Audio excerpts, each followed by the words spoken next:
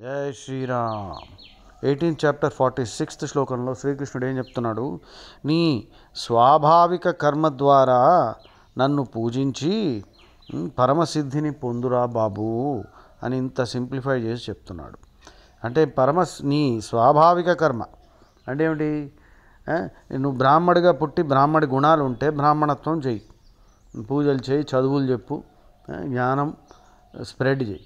క్షత్రియుడిగా పుట్టి గుణాలు కూడా ఉంటే, గుణాలు లేనప్పుడు అఫ్కోర్స్ మనం ప్రొఫెషన్ మార్చుకోవచ్చు, ఉంటే ఆ పని చేయి. వైశ్యుడిగా పుట్టి శూద్రుడిగా పుట్టి నీకు ఆ గుణాలు ఉన్నాయనుకో, అంటే ఏమిటి?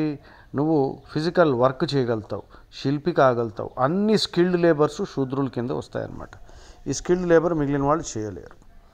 యత్త ప్రవృత్తిర్భూతానాం ఏన సర్వమిదం తతం స్వకర్మణాతమభ్యర్చ సిద్ధిం విందతి మానవ.